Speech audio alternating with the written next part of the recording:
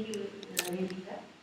And first of all, it is my honor to be here to share in front of you as a peacemaker, peace builder, and definitely uh, myself also working for peace building, particular focus on inclusion issue since 2 decades in my country.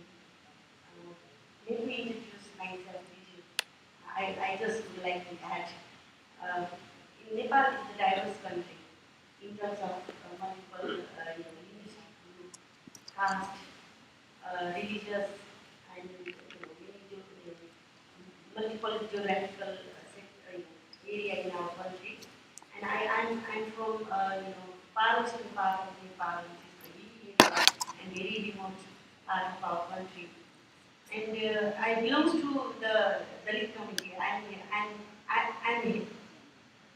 working for many issues because I have, that's why I'm saying to everybody I have very big challenges. As a being a Dalit it means the women facing caste-based discrimination and disability in our country. And as well as I'm working for the women, those who've been facing caste and gender-based discrimination in our country. And as well as we have and as a being a woman also I have actively engaged in the whole women, mainstream movement, and as well as I am fighting for the eradication caste-based and undisability discrimination in our country. I understand that you talk about triple oppression. Yes. Women. Yeah, why triple?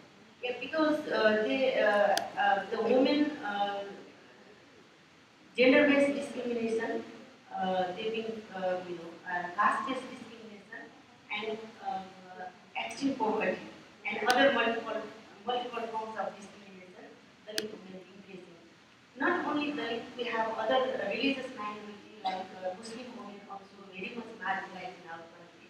Also, I am raising the voice of the Muslim women, and we have indigenous women, we have a disabled women, and we have a conflict-affected women. Because as you know that we are talking about the conflict since morning, and I'm also very much educated and gained a lot of experience from your presentation.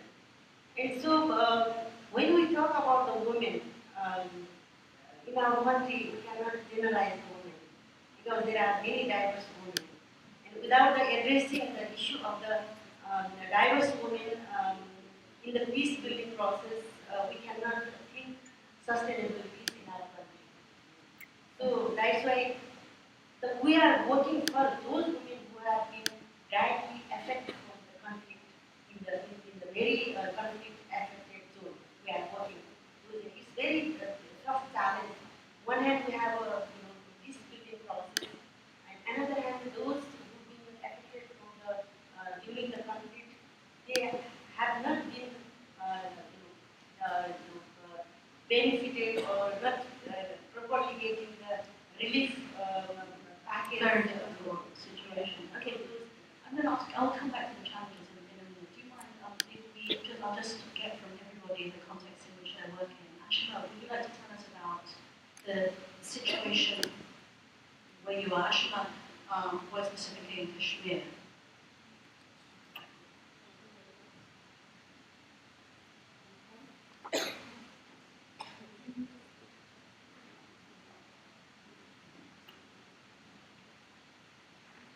Thank you very much and good afternoon to everyone. I'm grateful to UNDP and especially Inclusive Security. I'm a member of Women Waging Peace Network, and it's an amazing journey of our inclusive security, and we together came up with a training module, a toolkit for women, peace and security. So it's come full circle, and I'm glad to be here. Yes, I belong to Kashmir. I'm Kashmiri myself. In '90, the community that I belong to had to flee from Kashmir. So we live in exile. As a journalist, I went back to Kashmir to document stories, women's narratives. And it wasn't easy. It was very, very challenging going back with the kind of security situation it was. Um, and that is what touched me most, the stories of women across different experiences. And I wanted to change the status quo. And that is when I decided to start an internal dialogue within the women from different ethnic groups and different political positions, and those who had experienced the conflict differently in terms of violence, in terms of violations by the security personnel, in terms of displacement in exile and living in refugee camps. So that is when Atwas was born. Atwas in Kashmiri means holding hands. And to facilitate a group of women who come with different positions and to create a unifying perspective of peace building and foregrounding gender was extremely challenging. And I would come to it later as to what are the entry points and what are the best practices for us to take on from there. But we went on to form similar spaces at the grassroots, creating these public spaces for women in the rural villages of Kashmir and in the camps, and starting up livelihood activities for them or training them as counselors. At the same time, building up this constituency at the grassroots to represent and reflect their voices in the policy. We also started lobbying with the Central Union, and when in New Delhi, yeah. And when the Prime Minister of India started a round table on Kashmir, there was not a single woman on that round table, and the four working groups that were formed. So what we did was we initiated a parallel round table of women and formed working groups, similar lines. Um, this was an extremely important journey that we were undertaking. But something in 2010 happened. There were, the region, the Kashmir region, has three different regions in terms of culture, religion, and political aspiration. And in 2010, the entire Kashmir region, Ladakh, Kashmir Valley, the Hindu-dominated Jammu province, they all kind of polarized, and so did our group. So it was fragmented, and I went through a heartbreak. 10 years of work, 10 years of compassion, and we just broke apart. And that is when I started working on the whole idea as to what is it that didn't hold us together? Why did we break? What were our perceptions based on? How do we work? So I realized that enough work on the self had not been done. And that is the work now I am doing. I've restarted working with the young people now, and working with young girls and boys, the youth in colleges and universities, to bring that deeper personal shift, personal change, looking at our perceptions and where do they come. So we're going to the root cause. My mic doesn't work, so I'll just raise my voice for a minute. It's all right. So I think that that you do. You also work with young people, right? Okay. Could you tell us about the context in which you work? First of all, let me share about the acronym for my mission, which I actually created all throughout my journey as a peace builder. I call it Bravo. Bravo meaning breaking the barriers between different religions and cultures, being the voice of the people of Mindanao, and helping provide opportunities for the people of Mindanao to live the kind of life that they deserve. And this is basically, to summarize it, this is basically what I do in my field. I teach peace amongst children and youth, and at the same time, for me to be able to do a paradigm shift of how non-Muslims see Islam. Most people, especially non-Muslims in the Philippines, see Islam in a negative perspective. So Islamophobia, what we call Islamophobia, not just happening in the U.S., but it also, I think, like with the dialogue that I've had with some peace leaders here, there's also Islamophobia in other countries. So I do a lot of peace building work in terms of thinking of innovative ways, making peace building fun, making peace building creative, like I do building a culture of peace through arts, just like what you saw in the video. It may be simple as an art, but it actually was able to make people of different faiths, people who do not know each other, who who come from all walks of life, come together with one goal, which is to create more awareness about the peace building process. I also do peace workshops, peace camps, and one of the things that I realized is that for interventions for kids, there are not much materials on the aspect of teaching peace education. So I came up with like peace flashcards in order for us to be able to teach the values that would contribute to the peace building process for children, especially in the communities and in schools. Because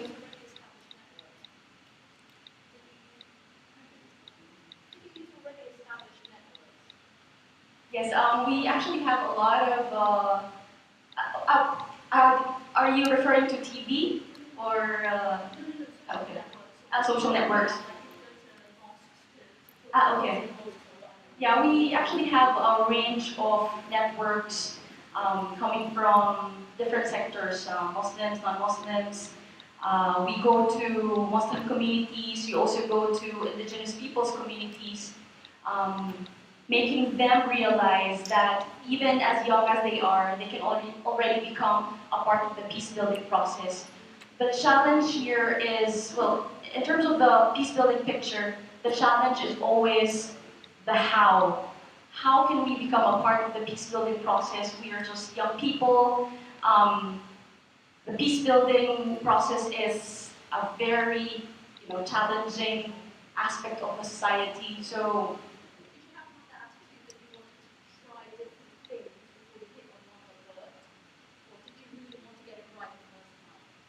we, well, since I deal a lot with children and youth, I had to try like different unique strategies. As I've said, like presenting like peace flashcards to the kids, and then of course the yes, of course, and we also conduct intergenerational peace dialogue. So not just amongst children and youth, but we call on the elders to talk to the younger generations about how can we work together, from the elders to the younger generations, how can we work together to achieve, for us to be a part of achieving peace, sustainable peace in our community. So,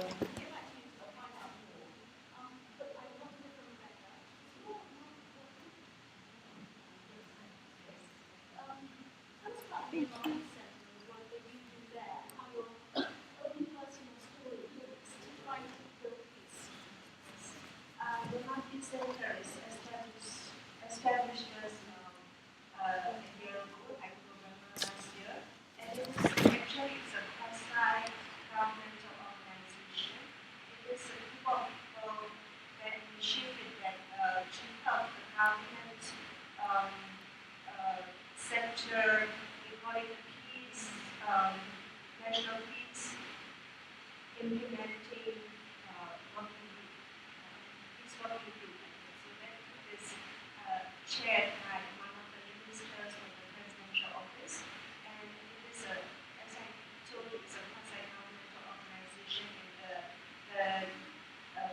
terms of reference, and I say it's to have dialogue. We have several sectors. We have ceasefire negotiations, political dialogues, peace dialogues, and public diplomacy, outreach diplomacy, and then later and also the nine action group and so on and on. I'd like to give a context of my country also. My country has independence in 1948, and after that, then we have a kind of civil war, military. Most of the ethnic groups are holding hands, and they are all fighting against the central government for 63 years up to 2010, when the ceasefire agreements are started. So. This time, it is also since 2010 that the new government, which is civil government within the, since the last 60 years, the civil government with election took place in November 2010, and the government was established in 2011. So within this 2011 to 2013 now, then some of you may know how the changes taking place. Some people say that it's too quick, some people say that it's too slow, but anyhow, it's changing. And then we have to accept some of the, we have to recognize some of the good changes to the good side to the betterment of the future, but at the same time also we have to recognize all the challenges that we have. Of course, we are.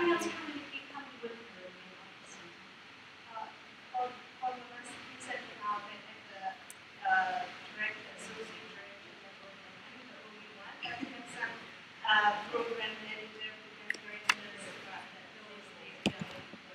so that is the challenge in everywhere. I think it's not an exception to our region here that women, especially in the political and religious arena, that we are not in the front or at the top of the social order. So that is Myanmar is not an exception, and especially we are isolated for a long time. At first, and during the socialist time, then we are self-isolated, and after that, then because of the military regime, then we are sanctioned, and everything, then we are isolated by some of the international communities, and our education system is moved down to the conflict. Then in the conflict area, then education is almost none, but some of the people who in the refugees camp, then they have some education and healthcare system.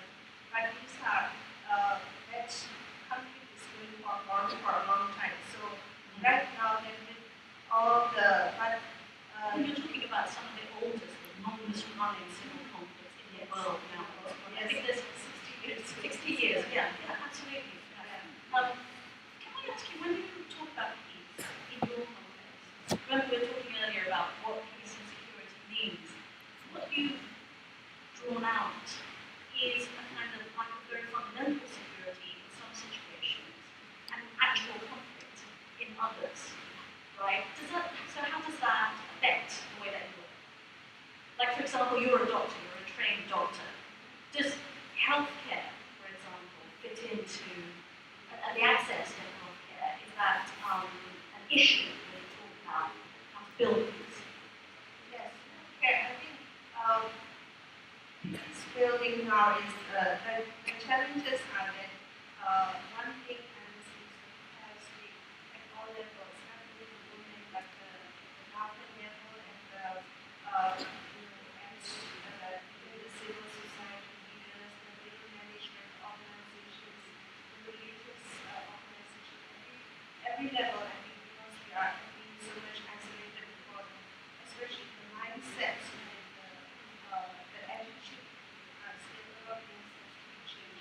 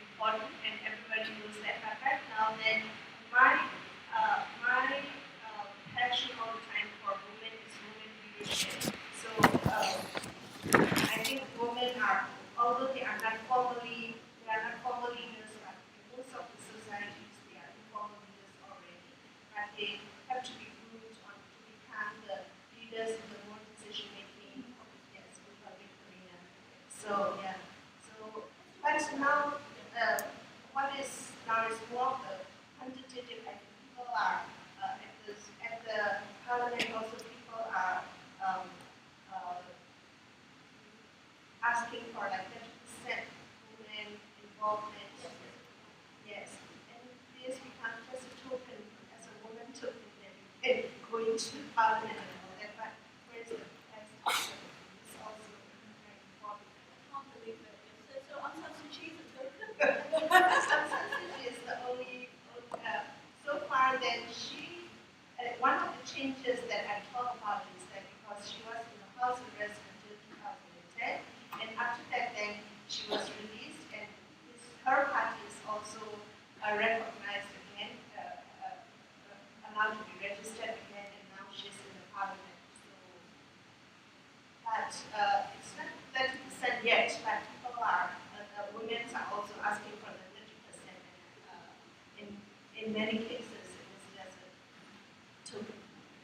Okay, let's do another round. We don't actually have that much time, so I don't know really, and there's so much of interest that is coming up.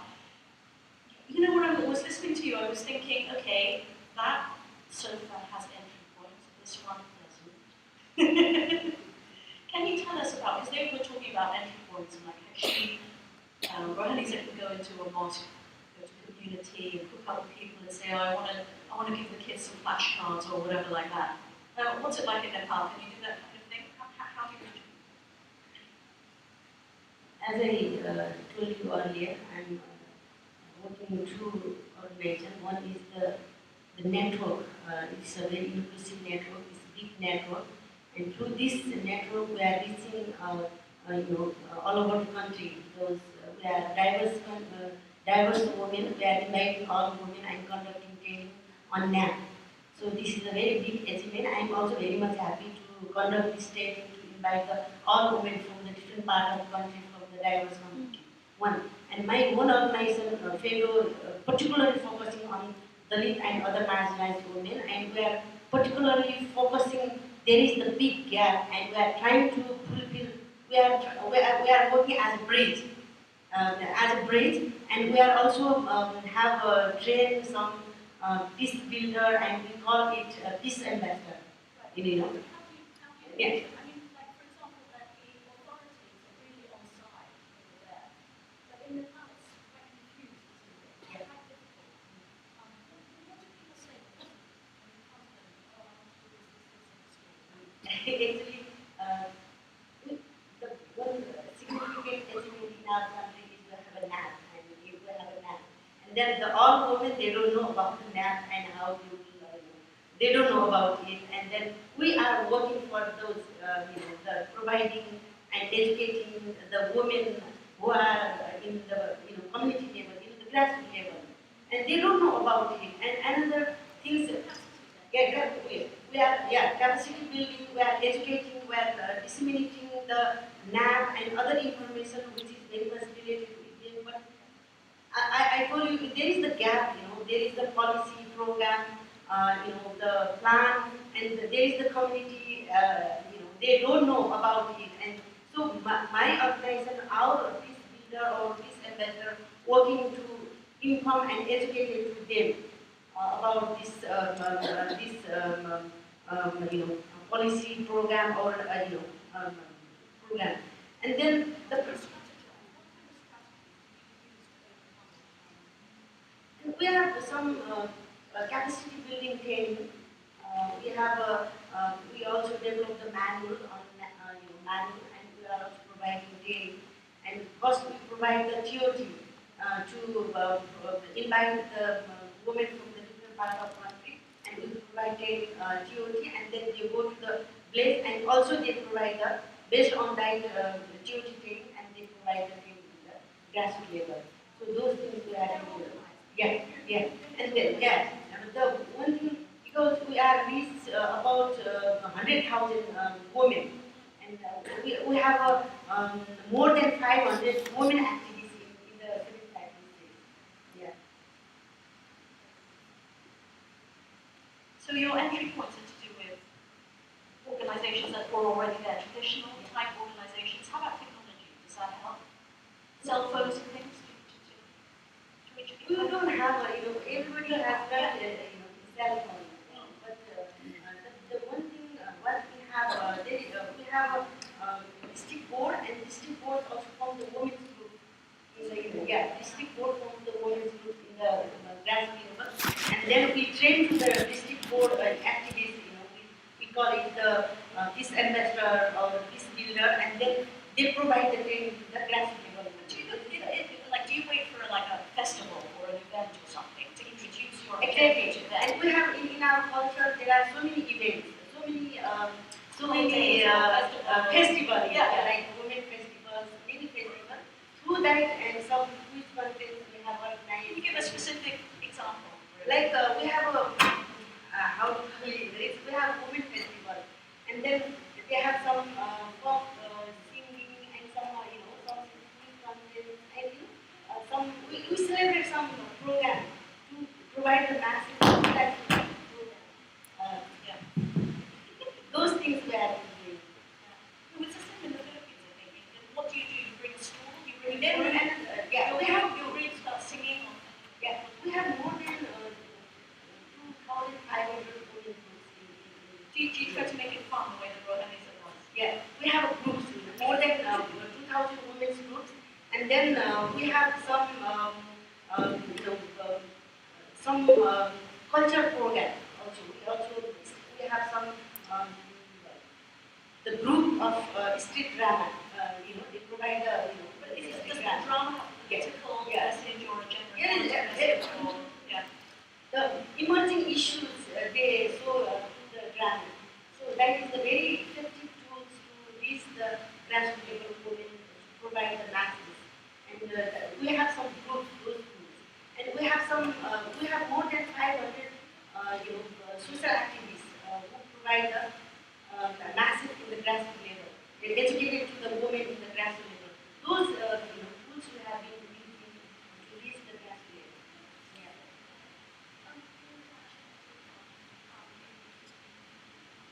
about the strategies that you use? Because my impression in Kashmir is that there are some areas that are so heavily militarized, and it's really a question of there's the state government, there's the national union, and then there's the community, and nobody. It's very difficult to deal with each other, and there's kind of this potential for violence all the time. Just to give a little brief background, in 2010, when everything broke apart, I founded an organization called Yakja. So it's under Yakja that now we are doing all our initiatives and interventions. Yakja in Kashmiri means being together. As I told you that the Kashmir region is divided into 3 sub-regions with different political aspirations and different ethnic groups, religions, and the local politicians or the politicians, the separatists, they polarize communities along these lines. So there is political violence, communal violence, sectarian violence. So there are different types of violence which polarizes people along these fault lines. Let me ask you about the position of women within that context. Yes, so women also tend to fall back on those political positions. So what we are now doing is that there are 95 undergraduate colleges and a couple of universities. So we are going to these colleges, working on perception and identity workshops. And then we are identifying potential leaderships during these workshops in different colleges in all the 3 different regions and bringing them together in the second level, in the second phase in residential workshops. That is where we deepen the process. And then at the 3rd level, we again identify potential community leaders and then they take up joint cooperative or regional-based community action programs. Yes, and then we do TOT. Now, some of the training of trainers. So now these young people are. These are the entry points. In fact, the action projects are the entry points for us. Uh, they, yes, I'll give a couple of examples. We have taken an initiative to work with chronic stone pelters. This is a new phenomenon where young people are engaging with the local police in stone battles and street demonstrations. So we started this initiative with these stone pelters, and through that initiative, now we are also working with the local police. And that is the entry point we got. So with the local police, we've taken up local district police stations and we started a dialogue between these groups, as also training the police on gender issues. These are all like the Kashmir Valley, these are all Muslim groups. At the cross-cultural level, when we bring them together in residential workshops, violence within homes, private spaces, is one issue which is a deep connector. So these young people are now initiating and facilitating domestic-based violence in their colleges, in their classrooms. And amazingly, even if I'm not present there, even resource persons are not there, we just provided them toolkits, they're taking the initiatives themselves into the classroom. It's really interesting. I didn't realise that violence within private sector in Kashmir is a big problem. It is violence within the... Yeah, within homes. It is. You said it was a deep connector Yes. across communities. Yes. Why is that happening? I'm just curious. Sorry. Yeah, because of several reasons. In Kashmir Valley, it is because of the political violence all around. Political violence is having an effect on Yes, absolutely. yes. Yes. And then there are social issues which have emerged because of the conflict. And so there are, poverty, not really poverty, but dowry demands. Yes. And a lot of broken marriages and extramarital affairs, and so all of this is happening. So a lot of social issues have come up, yes. So the entire society is completely broken apart. And so domestic violence, and interestingly, when we used to take up the issue, those who have a vested interest in the conflict itself did not want this discourse to be highlighted at all. Even the media was not supportive. So what we started doing is, we started, this is something yes, that's yes. more relevant to women. yes, and so we decided, so I told the media, okay, you don't believe that there is violence happening within private space, so we told all these young people to start collecting evidence in their localities, documenting, and then we were able to produce real life stories to them.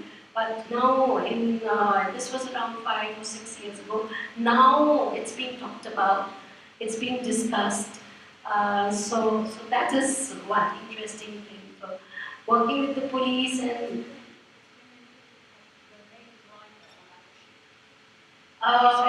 yes, they've started.